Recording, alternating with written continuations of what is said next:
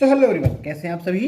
आज इस वीडियो में हम बात करने वाले हैं आरआरबी पीओ और आरआरबी क्लर्क के लिए आप अपना प्री और मेंस कैसे एक साथ मैनेज करोगे, क्योंकि सबसे बड़ा सवाल यही है। मोस्ट ऑफ द लोगों ने चीज़ें तो ये बता दी कि आपको प्री भी पढ़ना है, मेंस पढ़ना है।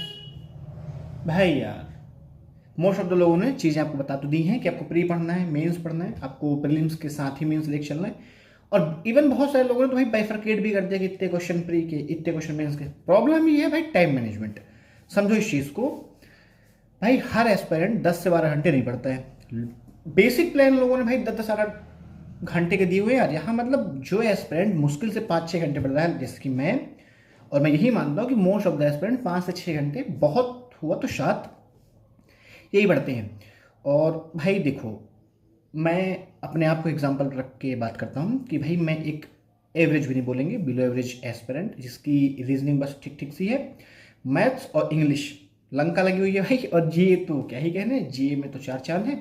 तो अगर आप भी ऐसे ही हो तो वीडियो पे रुको ना, हम सारी चीज़ों को आज एक साथ कवर कर देंगे कि एक्चुअली में आपको कैसे प्री और मेन साथ में लेके चलना है। और एक अभी से एक आप लोगों को भी कड़वी सच्चाई बता दूं, प्री और मेन साथ में नहीं पढ़ा जा सकता। जो ये बात कह रहे हैं ना भाई, वो ये चीज़ें बाइफरकेट नहीं कर रहे एक्चुअली में चीज़ों को, कि भाई किसके लिए प्री और मेन साथ में पढ़ना फ्रूटफुल है और किसके लिए नहीं। तो वही आज हम डिस्कस करने वाले हैं। ठीक है, फिर शुरू करते हैं। तो देखो, 2 चीज़ें। पहली, एक भाई ये समझो कि एस्पिरेंट की कैटेगरीज भी हैं। एक वो एस्पिरेंट जो जस्ट अपना कॉलेज कंप्लीट करके अभी बैंकिंग की जर्नी शुरू करेंगे। दूसरे वो जिन्होंने भाई अपना फाउंडेशन वगैरह सब कुछ बैंकिंग का कंप्लीट कर लिया है। तो अगर आप रिपीटर हैं तो हम आपके लिए आगे बात करेंगे। अगर आप न्यू भी हैं जो जस्ट बैंकिंग की जर्नी शुरू कर रहे हैं, तो भाई साहब आप लोगों के लिए स्ट्रेट सी सलाह है, पहले अपना फाउंडेशन कंप्लीट कीजिए, फाउंडेशन के साथ अपने प्रीलिम्स की प्रैक्टिस कीजिए, देन मेंस पे स्विच कीजिएगा। स्ट्रेट सी बात है, यहीं पे चीज़ों को समअप करते हैं। जो भी न्यू जर्नी बिगन कर रहे हैं उनके लिए स्ट्रेट सलाह यही है, सबसे पहले अपना 3 महीने का, अपना 4 महीने जितना आपको टाइम लगे, 5 महीने फाउंडेशन फिनिश कीजिए। उसके बाद देखिएगा प्री का क्या है, मेंस का क्या है। सबसे पहला नीड आपका फाउंडेशन। यहाँ वहाँ मत भटको, सीधा सीधा जाओ, कोई कोर्स बाय करो अगर आप अफोर्ड कर सकते हो। तो नहीं कर सकते हो, यूट्यूब से ही अपना फाउंडेशन सबसे पहले कंप्लीट कर लो आप। वंस आपका फाउंडेशन हो जाए, फिर आप भटकना यहाँ वहाँ कि भाई प्रे करना है कि मेंस। देखो समझो इस चीज़ को, पहले पानी गर्म करना सीखो, चाय बाद में बन जाएगी। अगर डायरेक्ट चाय बनाना सीख लोगे भाई साहब, तो बेसिक बेसिक चीज़ें रह जाती हैं। क्योंकि पता होना चाहिए अदरक कब डालनी है। अदरक अगर ठीक से नहीं डालोगे आप तो भाई साहब आपकी चाय फट भी सकती है। बिल्कुल वैसा ही है कि आपको अपना कब मेन स्टार्ट करना है, कब प्रीलिम्स स्टार्ट करना है। एकदम इफेक्टिव चीज़ें समझ पाओगे चीज़ों को। गलत टाइम पे क्यों ही अच्छी चीज़ भी गलत ही हो जाती है, सीधी सी बात है। तो आपका सबसे पहला काम है अपना बेसिक्स क्लियर करना, वो है आपका फाउंडेशन। तो आप जाओ 3-4 महीने, 5 महीने तो अपने फाउंडेशन पे। उसके बाद आप ये सर्च करना यूट्यूब वगैरह पे कि भाई प्री पढ़ूँ कि मेंस। तब तक शांति बना के रखो, अपना फाउंडेशन पढ़ो। अब बात करते हैं जो रिपीटर्स हैं। देखो भाई, प्री और मेन साइमल्टेनियसली पढ़ना थोड़ा पॉसिबल नहीं है, क्योंकि भाई जो बंदे 5-6 घंटे, लाइक मी 5 से 6 घंटा बहुत रेयरली, बहुत मुश्किल से, मेरे से नहीं होता भाई। मैं नहीं उतना डेस्परेट टाइप का इंसान, मुझसे पता नहीं पढ़ाई होती ही नहीं है। ऐसा नहीं कि मैं पढ़ नहीं सकता, पढ़ता हूँ मैं, बट मेरा दिमाग उतना रिटेन नहीं करता भाई। मेरा दिमाग बहुत कुंड टाइप का चलता है, मतलब ऐसे भाई एक ही चीज़ को कई बार रिपीट पे देखना पड़ता है मुझे। तो अगर आप भी मेरी तरह हैं या अबव एवरेज हैं, तो भाई साहब देखो, प्री और मेन साथ में पढ़ना पॉसिबल नहीं है। ये आप भी जानते हो, ये मैं भी जानता हूँ, क्योंकि अगर साथ में पढ़ना पॉसिबल होता तो आप इस वीडियो पे नहीं होते, आप पढ़ रहे होते। तो समझो इन चीज़ों को। देखो, आपको ये पता है कि मेंस आने में 5 से 6 महीने का टाइम है। अभी 5 महीने तो फिर भी है, और प्रीलिम्स आने में 4 महीने का टाइम है। जो प्रीलिम्स से पहले का 1 महीना है, वहां तक आप पूरा फुल प्लेस्ड मेंस के लिए पढ़ो। आप रिपीटर तो मतलब आपका फाउंडेशन कंप्लीट है, आपको आइडिया है कि प्रीलिम्स कैसे अटेम्प्ट करना है, इसीलिए आप मेंस की वीडियो पे हो। तो अपना आप फुल प्लेस 3-3.5 महीना मेंस डिवोट करो। कैसे पढ़ना है मैंने आपको लास्ट वीडियो में बताया, फिर भी एक शॉर्ट सा ब्रीफ कर देता हूं मैं। आई मीन सेक्शन जो आपका वीक है, सबसे ज़्यादा आप उसको टाइम डिवोट करेंगे। उसके बाद लीस्ट वैल्यू, फिर लीस्ट वैल्यू। जैसे मेरी मैथ सबसे ज़्यादा वीक है, फिर इंग्लिश वीक है, फिर रीजनिंग वीक है, फिर जीए वीक है। एक्चुअली मेरा सब वीक है, तो भाई मैं सबको इक्वल टाइम देता हूँ। बट कुछ एस्पिरेंट ऐसे होंगे जिनकी रीजनिंग बहुत अच्छी होगी।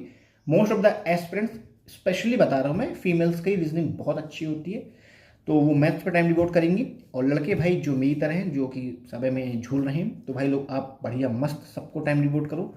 6-7 घंटे का अपना स्टडी का शेड्यूल रखो, जिसपे आपका बेसिक करंट अफेयर, आपका एडिटोरियल करंट अफेयर को आपको नोट डाउन करना है, उसको रिवीजन करना है। और एक इंग्लिश की ग्रामर की क्लास, ये आपका बेसिक है जिसको आप डेली स्किप नहीं करोगे। आपको इतना पहले करना है, उसके बाद मैथ्स, रीजनिंग और जीए के बाकी पोर्शन पे जाना।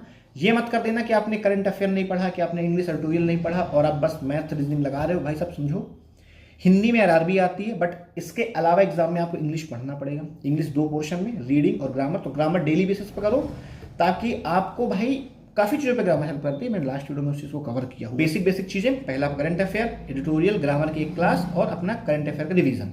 ये तो आपका डेली टास्क है, आपको इतना करना ही करना है मेंस के लिए। अब बात करते हैं, आपके पास 2 ही सेक्शन बचते हैं प्रैक्टिस के लिए, एक रीजनिंग, दूसरा आपका मैथ्स। अब डिपेंड करता है किसका क्या वीक है। देखो, अगर आपका मैथ्स बहुत वीक है तो आप सबसे ज़्यादा टाइम उसमें डिवोट करोगे। सबसे ज़्यादा टाइम मतलब होता है 2-2.5 घंटे। भाई इससे ज़्यादा टाइम डिवोट मत करना, दिमाग भाई काम करना बंद कर देता है मेंस के क्वेश्चंस में, नहीं समझ में आता है। और अगर किसी की रीजनिंग वीक है तो रीजनिंग पे डिवोट करेगा। और अगर आप मेरी तरह हो तो आप खुश नसीब, आपको दोनों पे टाइम डिवोट करना है, तो मुस्कुराइए और दोनों पे टाइम डिवोट करना शुरू कीजिए। आपका करंट अफेयर, आपका एडिटोरियल, करंट अफेयर को लिखना, उसको रिवीजन करना और ग्रामर की क्लास करने में अप्रॉक्स 3-3.5 घंटे तो यहाँ चले जाएंगे। रेस्ट के बचे हुए आप अपने 3-3.5 घंटे इन चीज़ों पर लगाओगे।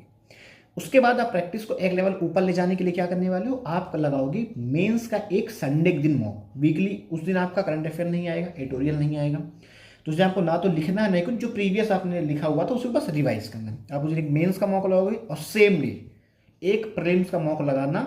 अपनी उस दिन की मेंस की प्रैक्टिस को स्किप कर सकते हो आप चाहो तो, अगर आपसे टाइम मैनेजमेंट नहीं हो रहा है।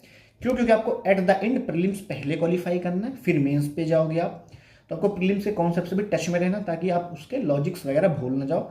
अगर आप मतलब प्रीलिम्स का मॉक नहीं देना चाहते हो, आप मेंस पे ही फुल प्लेस्ड स्टक करना चाहते हो, तो आप कोशिश करना कि simplification, approximation, quadratic, number series, ये छोटी छोटी चीज़ें जिसमें आपकी स्पीड, आपकी कैलकुलेशन बिल्डअप रहे, उसकी प्रैक्टिस करते रहना। तो 3-3.5 महीने तक आप यही करोगे, फुल प्लेस्ड मेंस।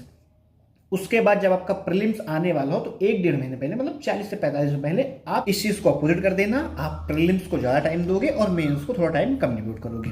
ऐसे करके आपकी प्रिपरेशन की जर्नी एक्चुअली में कवर होती है। तो साइमल्टेनियसली मतलब इस तरीके से आप प्री और मेंस साथ में पढ़ोगे। एक्चुअली में आप साथ में प्री और मेंस कैरी कर ही नहीं सकते हो, ये कड़वी सच्चाई है जो लोग बताते नहीं है। देखो, अगर आपको प्री और मेंस फुल प्लेस्ड कवर करना है साथ में, जो कि प्रैक्टिकल पॉसिबल नहीं है भाई, मैं भी ये बात कहता हूँ। हो सकता है ये चीज़ें कुछ लोगों को गलत लगे, बिल्कुल आप ओपनली क्रिटिसाइज कीजिएगा मुझे, बट आप खुद सोच के देखना, जब आप मेंस पढ़ रहे होते हो तो आपका एक लेवल, मतलब आपका थॉट प्रोसेस वैसा होता है। वहां पे अगर आपका एक प्रीलिम्स का क्वेश्चन आएगा ना, वो मतलब सिंक्रोनाइज नहीं करता चीज़ों के साथ। भाई भले सेम कॉन्सेप्ट लॉजिक लगते हैं, बट ऐसा होता नहीं है। और लिटरली अगर कोई बंदा ये क्लेम कर रहा है कि मैं प्रीलिम्स और मेंस साथ में पढ़ रहा हूँ, तो भाई हेड्स ऑफ, अब बहुत बढ़िया। मतलब आपका स्टडी रूटीन एटलीस्ट 8-10 घंटे का होगा, तभी आप चीज़ों को मैनेज कर पाओगे। क्योंकि 6-7 घंटे में आप प्री और मेंस साथ में कर लो, पॉसिबल नहीं है। क्योंकि अगर आप भाई नहीं है प्रैक्टिकली पॉसिबल 6-7 घंटे में प्री प्लस मेंस पढ़ना, वो सिर्फ कहने वाली बात है। आप बेसिक चीज़ें देखो ना, आपको जो बेसिक करना है स्टार्टिंग का डे जो आपका होगा, वो 3-3.5 घंटे वही लेके जाएगा। रेस्ट के 3.5 घंटे में भाई आप मेंस से क्या एक क्वेश्चन लगाओगे यार? ऐसा तो नहीं है। एटलीस्ट 1 से 2 DI लगाओगे, 1-1.5 घंटे जाएंगे। 2 से 3 पजल बनाओगे अगर, तो 1.5 से 2 घंटा जाएगा। मिसलेनियस बनाओगे तो भी 1.5 घंटे जाएंगे। तो 6-7 घंटे पढ़ने वाला प्री और मेंस साथ में नहीं पढ़ सकता है, और एक्चुअली में पढ़ना भी नहीं होता है। सच्चाई यही है जो कि लोग कह नहीं रहे हैं। आपको मेंस की इतनी प्रैक्टिस करनी है कि जब आप मेन पेपर में बैठोगे तो आप शिवर ना करो, आप देख के क्वेश्चनों को डरो नहीं, आपके हाथ नहीं कपने चाहिए। आपको लॉजिक्स पता हो, आपको कॉन्सेप्ट्स पता हो, आपको प्रोसेस पता हो, जिससे आपको भी पता है कि मेंस में हर क्वेश्चन नहीं बना होता है, सिलेक्टेड क्वेश्चंस बनाने होते हैं। तो आपको वो राइट पिकिंग आनी चाहिए। वो राइट पिकिंग आपकी कैसे आएगी? जब आप मेंस की प्रैक्टिस करोगे, क्योंकि आपको ही पता है आप क्वेश्चन सॉल्व तो कर ले जाओगे, बट दिए हुए टाइम में उन क्वेश्चन को पिक करना होता है। तो अपने आप 3.5 महीने में प्रैक्टिस के साथ वही सीख रहे होगे, कौन सा क्वेश्चन लीस्ट टाइम में बनेगा, कौन सा क्वेश्चन मैक्सिमम टाइम लेके जाएगा, और सेम चीज आप इंप्लीमेंट कर दोगे अपने मेंस के पेपर में। प्रीलिम्स के लिए आप जब भाई एक बंदा जो मेंस पढ़ रहा है, ऑब्वियसली उसको डीप इतना नॉलेज है, तभी वो मेंस क्वेश्चन सॉल्व कर रहा है, तो उसके प्रीलिम्स के कॉन्सेप्ट क्लियर हो जाते हैं धीमे धीमे।